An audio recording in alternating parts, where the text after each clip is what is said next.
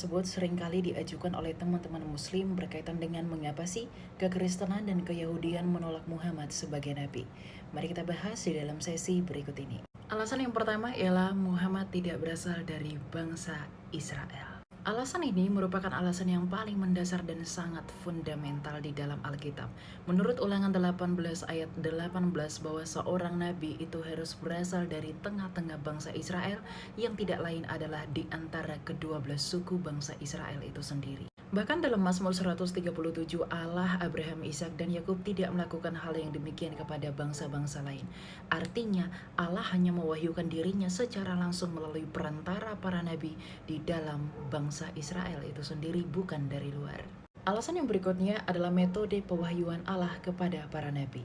Di dalam literasi Keyahudian dan Kekristenan secara umum sama-sama sepakat bahwa Allah secara langsung berfirman kepada para nabi, di mana para nabi akan menjadi penyambung lidah Allah dan menyampaikannya kepada umat. Artinya Allah dalam menyampaikan firman-Nya tidak perlu melakukan atau menggunakan perantara untuk menyampaikan firman dan wahyu-Nya kepada para nabi. Di mana tentu saja hal ini berbeda dengan keyakinan teman-teman muslim, di mana Nabi Muhammad dalam keyakinan mereka menerima wahyu dari Tuhan melalui perantara Jibril. Sehingga perbedaan yang sangat signifikan ini membuat kekristenan dan keyahudian menolak status Muhammad sebagai nabi. Alasan yang ketiga ialah mengenai Mesias. Para nabi di dalam tanah Keyahudian atau keyakinan Yudaisme dengan perjanjian lama dalam Alkitab Kristen yang kudus sama-sama sepakat bahwa seorang nabi akan bernubuat mengenai datangnya Mesias yang lahir dari keturunan Abraham, Ishak, dan Yakub, dan secara khusus dari tunas Daud. Para nabi ini tentu saja bernubuat dan juga memberikan keterangan tentang kedatangan Mesias itu yang bagaimana dan seperti apa. Di mana tentu saja mengenai hal ini juga disinggung di dalam Injil Sinoptik.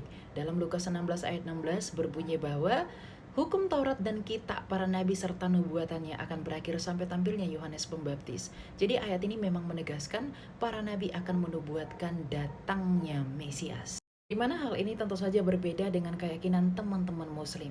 Di dalam keyakinan mereka, Nabi Muhammad sama sekali tidak memberikan harapan mesianik seperti Keyahudian atau bahkan nubuatan mesianik seperti kekristenan. Inilah yang membuat bahwa Keyahudian sampai saat ini masih menunggu pembebas atau Mesias mereka, dan kekristenan telah kedatangan Mesias mereka 2000 tahun lalu di dalam Yesus Sang Kristus. Namun hal ini tidak pernah disinggung di dalam keyakinan teman-teman muslim. Di mana ketiadaan nubuatan mesianik inilah yang menjadi alasan mengapa kami menolak Muhammad sebagai nabi.